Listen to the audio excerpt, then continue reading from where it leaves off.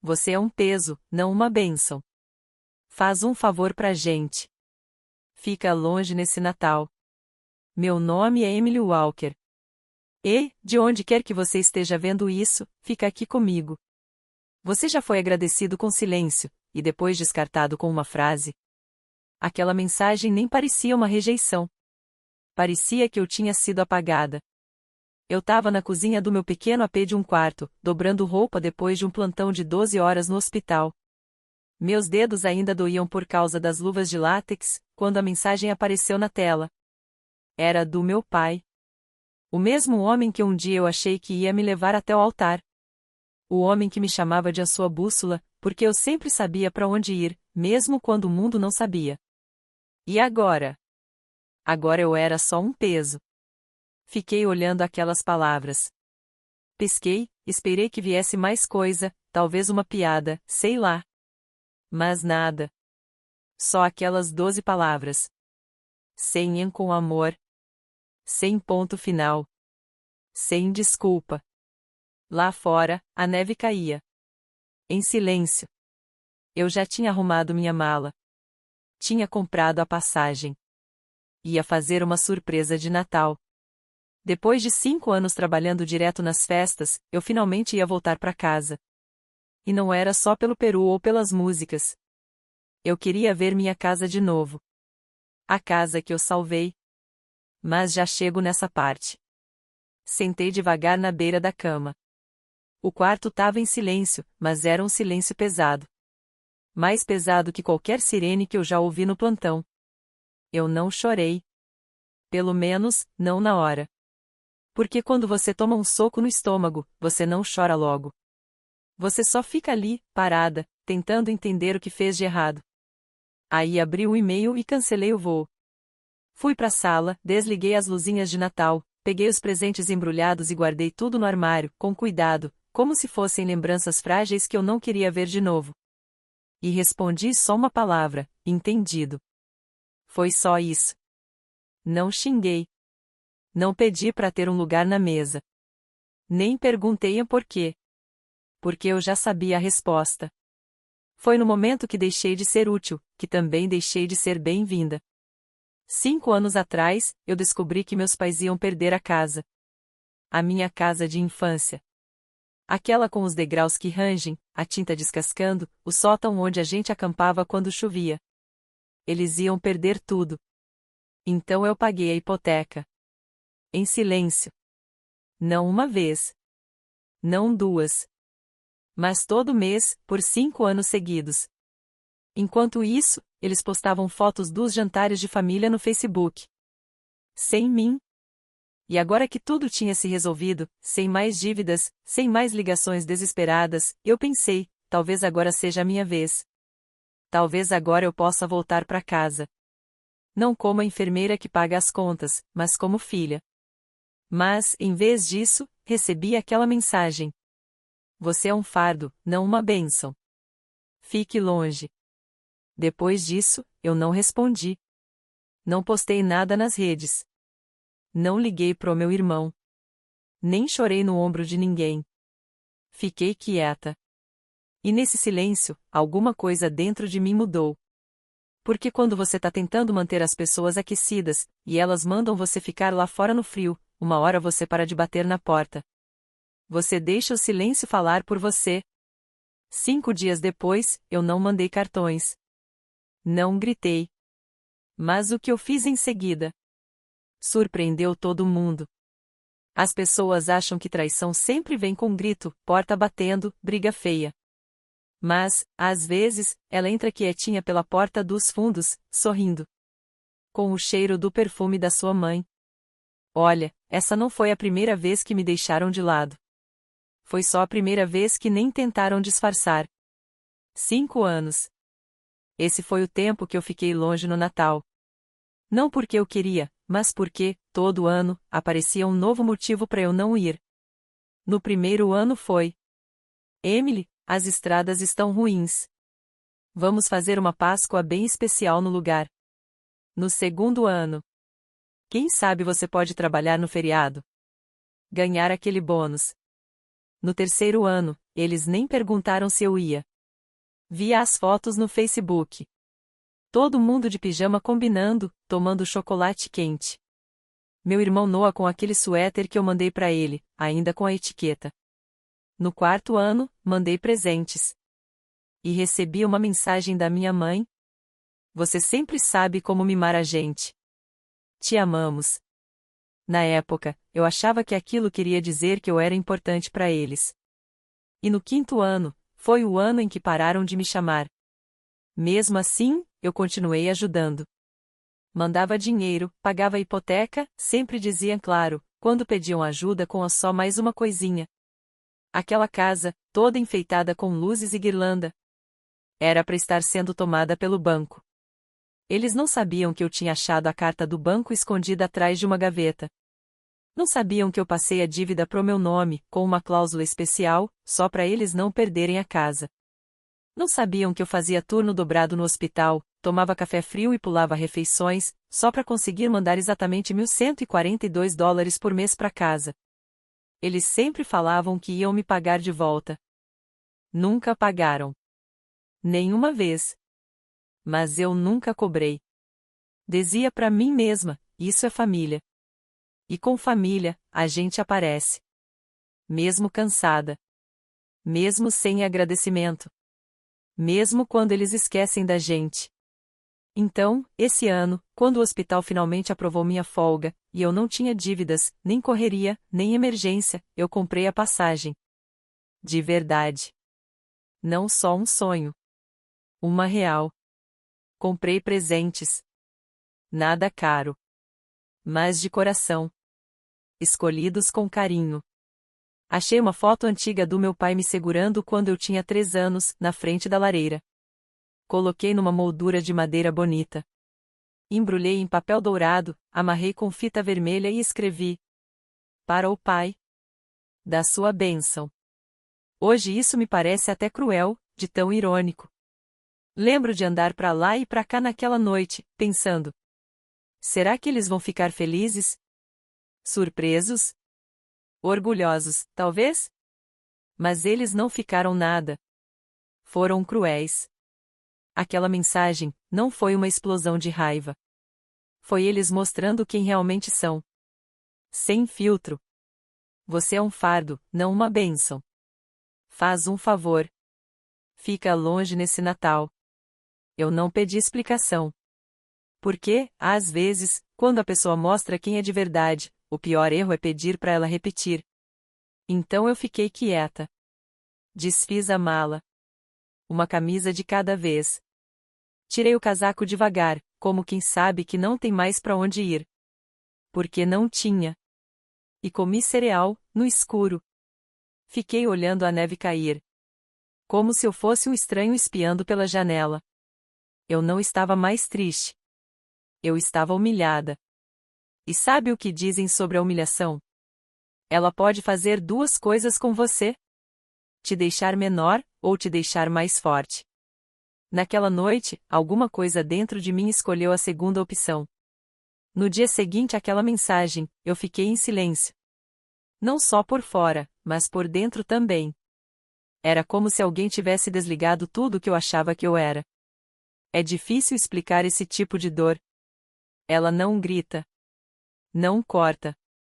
Ela só fica ali, quieta, como se você tivesse sido esquecido no lugar que você mesmo ajudou a construir. Eu não chorei. Não mandei mensagem para ninguém. Só sentei no sofá com uma caneca de chá que já tinha esfriado 2 vezes. Fiquei ali, enrolada num cobertor, com as luzes apagadas. Ouvindo. Não música. Não o que vinha de fora. Só meus pensamentos. E, para ser honesta, eles foram mais cruéis do que a mensagem do meu pai. Comecei a lembrar de coisas antigas, vozes antigas. Minha mãe dizendo: você sempre leva tudo tão a sério. O Noah rindo. Dramática como sempre, fazendo tempestade em copo d'água. E aí, caiu a ficha. Eles nunca me amaram de verdade.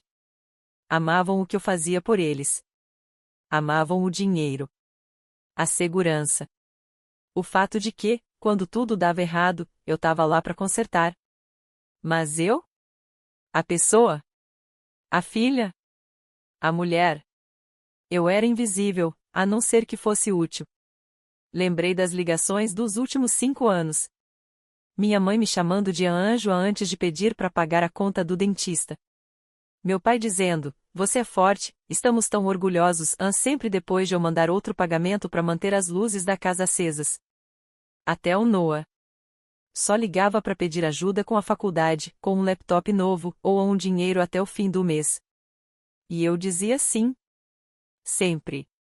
Porque eu achava que, se eu desse o suficiente, um dia eles iam me enxergar de verdade. Mas não. No fim das contas, eu era só uma carteira com pulso. Lembrei da última vez que estive lá em casa, 2 anos atrás. Noah tinha levado a namorada. Minha mãe fez frango assado. Todo mundo riu, conversou. E eu fiquei lavando a louça sozinha. Meu pai passou por mim, deu um tapinha nas costas e disse: "Olha só você aí, ajudando. Você é boa nisso." Como se eu fosse alguém contratado para servir. Ele não disse nada sobre o motivo real da casa ainda estar de pé. Não falou do telhado que só não caiu porque eu paguei. Essa lembrança me queimava por dentro agora. Eu não estava só magoada. Eu estava ofendida. Fui checar os documentos da casa, só para ter certeza de que eu não estava exagerando. E lá estava o meu nome, Emily Walker. Única dona. Não coproprietária. Não ajudante. Dona. 5 anos atrás, quando o banco apareceu na minha porta. Eu olhei todos os papéis, assumi o risco. Paguei as dívidas atrasadas e mantive a casa deles de pé. Eles nunca me pediram. E eu nunca contei pra ninguém, porque achei que isso era amor. Amor cuida. Amor protege. Não precisa de aplauso. Mas agora eu vejo como foi de verdade. Eles me deixaram salvar tudo. Pra não precisarem mudar nada. Eles deixaram que eu sacrificasse meus 20 e poucos anos pelas segundas chances deles. E no final, ainda me chamaram de exagerada. De sensível demais. De incômoda. Mas dessa vez, não. Alguma coisa dentro de mim quebrou. Não foi com raiva. Foi com clareza. Eu não mandei mensagem furiosa. Não bloqueei ninguém. Não fui nas redes sociais fazer escândalo. Eu só tomei uma decisão. Se eles só amam a mão que dá comida, então está na hora dessa mão parar. E deixar eles verem o que acontece quando ela se afasta. Eu não queria vingança. Raiva passa rápido. Mas traição? Traição congela por dentro. E ensina a esperar. Ensina a planejar. Então eu não gritei. Não postei indiretas. Não destruí os presentes que tinha embrulhado com carinho. Eu só fiquei em silêncio. Mas não aquele silêncio de quem desiste. O silêncio de quem está decidindo o próximo passo. Naquela manhã, enquanto todo mundo ainda estava dormindo depois do Natal, fiz um café forte, sentei com meu notebook. E abri todos os documentos que eu tinha guardado. Papéis que eu escondi por amor, ou talvez por burrice. Tinha recibo de hipoteca, comprovante de transferência, imposto da casa. Tudo no meu nome. Todas as provas. Quando assumi a casa, há 5 anos. Eu não só a ajudei. Eu virei a dona legal da casa. Assinei um contrato com o banco. A casa passou para mim. E estava combinado. Se eles quisessem a casa de volta, tinham que me pagar em até 3 anos. Mas nunca pagaram. Nunca perguntaram, porque achavam que eu nunca teria coragem de pedir. Mas eu pedi. Não para vender. Não queria ganhar nada em cima da dor deles. Eu queria doar a casa. Dar para alguém que valorizasse de verdade. Entrei em contato com uma ONG onde eu já tinha sido voluntária. Eles ajudam famílias sem moradia. Especialmente mães solteiras e veteranos. Expliquei tudo, mostrei os documentos. E deixei claro. A casa é minha, legalmente. E eu quero doar. Eles me perguntaram: Você tem certeza? As pessoas não fazem isso. E eu respondi. Eu fui criada para não tirar nada de ninguém. Mas também nunca me ensinaram a continuar dando quando estão me roubando. Eles entenderam. Em 48 horas, já estava tudo pronto. No terceiro dia, encontramos a nova dona. Era uma mãe solteira com 2 filhas. Ela estava morando no carro desde outubro. E sabe o que mais? Ela também é enfermeira. Ela chorou no telefone quando eu contei. Você tá me dando uma casa? Não, eu respondi. Tô devolvendo para alguém que sabe o que é se sacrificar. Eu não contei minha história para ela. Ela não precisava saber dos meus pais. Não precisava saber que eles ainda estavam morando lá, por enquanto. A entrega oficial da casa seria dali 2 dias, na véspera de Ano Novo. Combinei com o cartório que uma carta fosse entregue naquela manhã. Um envelope simples. Sem drama, sem emoção, só os fatos. A casa foi transferida. A nova dona assume no dia 1º de janeiro. Documentos legais em anexo. Assinado, I. Walker. Tudo frio, direto, como cirurgia. Sem briga. Sem indireta. Sem grito. Eu só fui lá e fiz. Quando assinei o último papel, eu não senti culpa. Também não senti raiva, nem poder. O que eu senti, foi algo que não senti há muito tempo. Controle. Eu não era mais o plano B. Não era mais o saco de pancada emocional. Nem a filha que sempre a ajuda. Eu era a pessoa que estava escrevendo o final da história. Que eles nunca imaginaram que eu teria coragem de encerrar. Não contei pra ninguém. Nem amigo, nem colega de trabalho. Tem coisa que a gente não faz pra ser aplaudido. A gente só faz. E essa escolha ia fazer barulho. A carta chegou às 9h02 da manhã do dia 31 de dezembro. Na mesma porta onde um dia eu sonhei entrar no Natal. Agora estava colado um aviso com letras bem claras. Transferência de propriedade. Eu não vi a reação deles, mas dá para imaginar. Minha mãe, tremendo ao abrir o envelope. Meu pai, confuso virando a confusão em raiva. E o Noah, meu irmão queridinho, andando pela cozinha dizendo: Mas o que tá acontecendo aqui? As ligações começaram 10 minutos depois. Primeiro, confusos. Emily, liga pra gente. Recebemos um negócio estranho aqui. Deve ser engano. Depois, apavorados. Emily, o que foi que você fez? Isso é sério. Você não pode simplesmente tirar a casa dos seus pais. E aí veio a fúria. Não sei quem você pensa que é, mas é melhor resolver isso logo. Antes que vire uma confusão feia. Eu não respondi. Nem atendi às 37 chamadas perdidas. Nem respondi às mensagens que iam de chantagem emocional até ameaça. Eu vi tudo chegando. Vi como as palavras mudavam. De surpresa, pra culpa. E depois pra puro desespero. Mas eu continuei em silêncio. Porque às vezes, o silêncio é a resposta mais forte que existe. Ao meio-dia, meu irmão mandou um áudio tentando parecer calmo. Emily, olha, você tá sendo emocional. Você sempre teve um coração grande. Mas isso não é você. Seja melhor. Vamos conversar. Seja melhor. Quase ri. Eu fui melhor. Todo ano eu pagava a hipoteca. Todo aniversário eu gastava como se tivesse feito um empréstimo.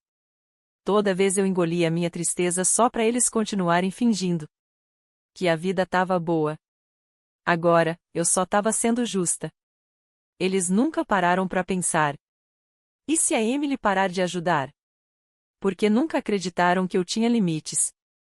Eles achavam que eu era feita para aguentar tudo calada. Errado. Às 15h17, meu pai ligou de um número que eu não conhecia. A mensagem de voz foi curta e gelada. Você vai se arrepender disso, Emily.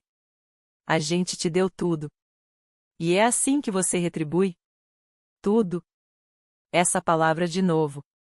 Eles realmente acreditam que criar uma filha e não abandonar ela é um favor? Uma dívida que eu tinha que pagar para sempre. Mas ser pai e mãe não é isso. Ser pai é uma promessa.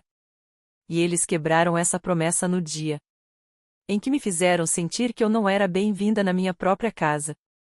Às 18 horas, desliguei o celular, peguei uma taça de vinho, sentei perto da minha janelinha e fiquei olhando a neve cair devagar, girando em volta dos postes de luz. Lá na casa, meus pais deviam estar fazendo as malas, discutindo ou só parados, sem acreditar no que estava acontecendo. E eu? Não me sentia feliz. Não sentia que venci. Eu só estava exausta. Aquilo não era mais sobre vingança. Era sobre libertação. Eles me usaram. Depois me descartaram. E quando eu parei de dar tudo de mim, me jogaram fora como se eu fosse um remédio vencido. Então, eu dei o que eles queriam: distância.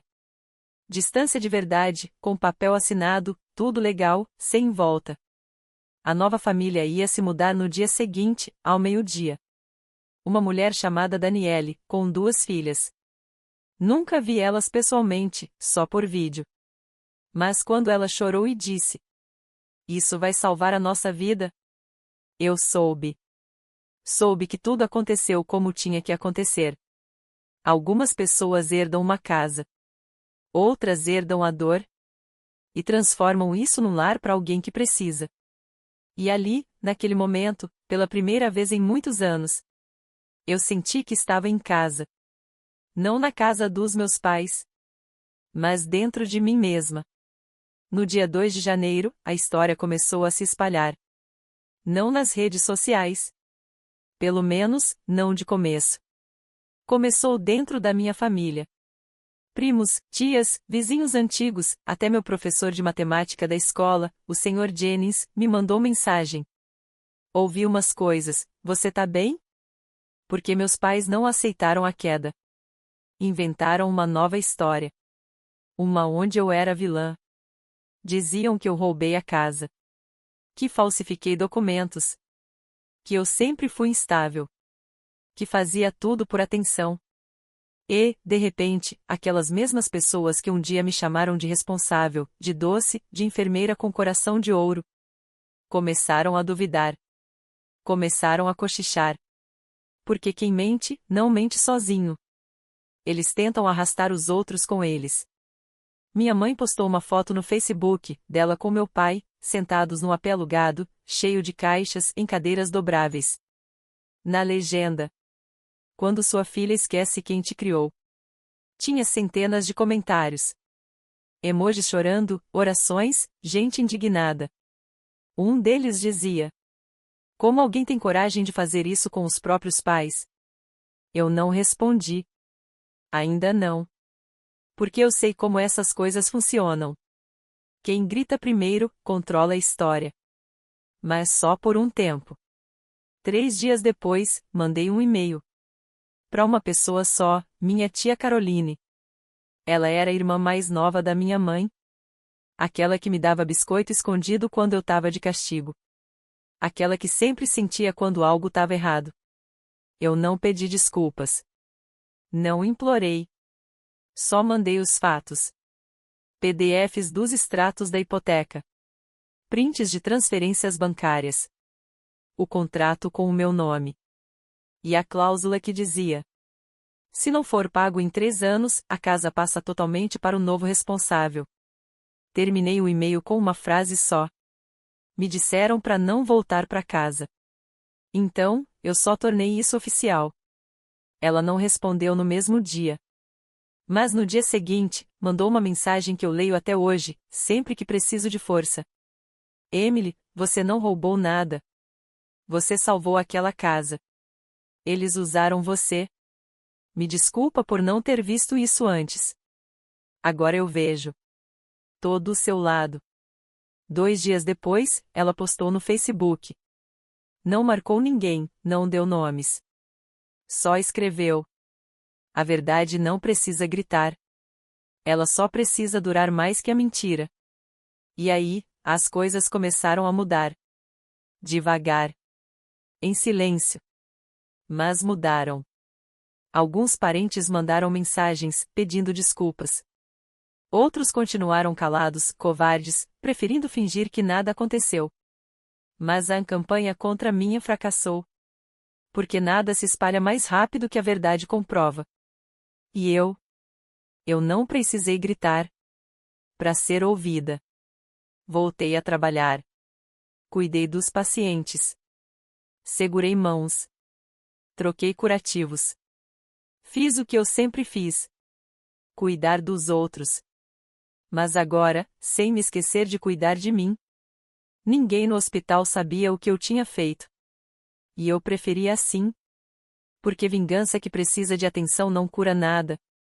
Isso é só ego. Mas a vingança que devolve sua dignidade? Essa sim é libertação. Um dia, uma prima distante, a Amanda, me ligou do nada. Fazia anos que a gente não se falava. Ela disse: Não sei o que é verdade nessa história toda, mas sei de uma coisa. As pessoas não viram pedras sem motivo. Algo aí dentro deve ter se quebrado antes. Eu sorri e respondi: Não, eles não me quebraram. Só me mostraram a porta. E foi isso. Eu atravessei aquela porta, e tranquei atrás de mim. Ela ficou em silêncio por uns segundos. Depois só sussurrou: Bom pra você. Foi ali que eu percebi. Eu tinha reescrito a história. Sem gritar. Sem fazer escândalo. E o melhor. Eu não precisava mais de vingança. Eu só precisava ir embora e deixar a verdade aparecer sozinha. Parei de olhar o perfil deles. Parei de me perguntar se ainda estavam falando de mim. Porque eu não precisava mais de plateia. Passei tantos anos tentando ser a boa filha, a que resolve tudo, a que perdoa, a que aguenta calada. Que eu esqueci quem eu era quando ninguém precisava ser salvo. Então comecei a salvar alguém novo. Eu mesma. Me mudei de apartamento. Peguei um lugar com uma janela bem grande, com vista para a cidade. Não porque eu precisava da vista. Mas porque eu merecia a luz. Troquei a torradeira velha por uma nova que funcionava. Comprei um sofá azul, bem fofinho. Voltei a ler livros, romances, poesias, ficção. E comecei a ficar em silêncio. Um silêncio bom. Um silêncio que eu nunca tive na vida. Uma noite, acendi umas velas só porque queria que o quarto cheirasse a baunilha, e esperança limpa. Sentei com um caderno no colo e escrevi 5 palavras. Você não é o fardo deles. Sublinhei essa frase 2 vezes. Essa frase virou a base de algo muito maior. No hospital, comecei a perceber que muitas enfermeiras novas, recém-formadas, assustadas, cansadas, não tinham com quem conversar. Então criei um grupinho entre a gente. Nada formal. Só chá, biscoito e um espaço para falar sobre cansaço e sobre ter limites. A gente chamou de Sala das Bênçãos. Parte brincadeira, parte desafio. Porque me chamaram de fardo a vida toda. E agora eu queria que todas ali soubessem. A gente é bênção. Sempre foi. Aí aconteceu algo que eu não esperava. Uma assistente social daquela ONG de moradia entrou em contato. A mesma para quem eu doei a casa. Eles queriam me homenagear. Iam fazer um evento, e uma das famílias que eu ajudei ia dar um discurso. No começo, eu recusei. Não queria palco, não queria atenção. Mas eles insistiram. Vem só assistir, fica lá no fundo, sem pressão. Então eu fui.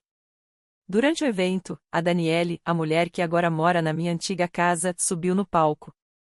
Ela estava com um vestido vermelho, segurando a mão da filha. Ela não falou meu nome. Mas disse uma coisa que eu nunca vou esquecer. Existem anjos que não precisam de asas. Gente que passou dor suficiente para entender a dor dos outros. Alguém me deu um lar. E ao fazer isso, me deu a prova de que a bondade pode sobreviver à traição. Minhas mãos tremiam no colo. Porque, pela primeira vez, alguém não tirou algo de mim. Alguém me honrou. Depois do evento, ela me encontrou perto da saída. Ela me deu um abraço bem apertado. E naquele momento, eu entendi que estava inteira de novo. A voz dela falhou quando disse: aquela casa salvou a gente. Espero que tenha te trazido paz também. E eu disse a verdade. Sim, trouxe. Mas não porque eu doei a casa. Foi porque eu parei de esperar gratidão. Naquela noite, caminhei até em casa, sob as luzes da cidade. Sem ligações, sem confusão, só eu, meus passos e um coração que não precisava mais pedir permissão para se sentir importante. Em casa, abri uma caixinha guardada no fundo da gaveta. Lá dentro tinha um colar de prata que comprei meses atrás, mas nunca usei. Tinha uma palavra gravada nele: bênção. Coloquei o colar e, pela primeira vez, não senti que era algo que eu precisava merecer. Parecia um nome que sempre foi meu. Eles não conseguiam ver, mas eu via. E agora, o mundo também pode ver. Antes, eu achava que encerrar um ciclo era tipo cena de filme. Gritos, briga, lágrimas, arrependimento, perdão. Mas a vida real não é assim. Na vida real, quem machuca a gente quase nunca pede desculpa. E se você ficar esperando, fica preso na dor que eles deixaram. Então eu me dei algo melhor que um final. Me dei paz. Ela chegou devagar, como uma neve fina. Sem música, sem drama, só um novo capítulo começando. Numa manhã fria de março, recebi um envelope simples na minha caixa de correio. Sem nome, sem remetente. Dentro, tinha uma foto. Era a casa antiga, toda pintada. A varanda reformada, o jardim cheio de flores. No quintal, uma menininha desenhando corações com giz na calçada. E ao lado dela, um post-it com 2 palavras, escritas com giz de cera. Obrigado. Fiquei olhando aquela foto por um bom tempo. Minhas mãos tremiam não de tristeza, mas de um sentimento leve, silencioso, que dizia: você fez a coisa certa. Coloquei a foto na minha geladeira. Não para lembrar do que perdi, mas do que dei. E do que eles nunca conseguiram entender. Algumas semanas depois, passei pela minha antiga rua. Meus pais tinham se mudado para um AP alugado ali perto. Um dia, vi minha mãe no mercado. Ela parecia mais velha, mais cansada. O carrinho quase vazio. Ela não me viu. Ou talvez tenha visto e fingiu que não. De qualquer jeito, eu não falei nada. Por quê? O que mais havia para dizer? Ela me chamou de fardo. E por muito tempo, eu acreditei nisso. Mas a verdade é que eu nunca fui pesada. Eles é que eram fracos demais para carregar tudo que eu dava. E o preço do conforto deles, sempre foi o meu silêncio. Então eu parei de ficar em silêncio. Não com gritos, mas com ações. Hoje em dia, não fico esperando mensagem deles. Não fico espiando perfis. Nem querendo saber se estão bem ou mal. Porque essa história não é mais minha. Hoje eu moro em outro lugar. Uso meu colar de bênção todos os dias. Acendo vela quando chego em casa. Tomo café numa caneca que dizem feito por minha e dou risada com vontade. Ainda trabalho à noite no hospital. Mas agora também sou mentora dos enfermeiros novos na sala das bênçãos. A gente fala sobre limites, sobre cansaço, sobre valor.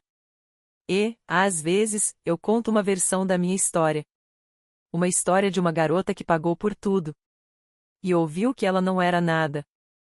E de como ela respondeu com uma única palavra: entendi. Não porque concordava.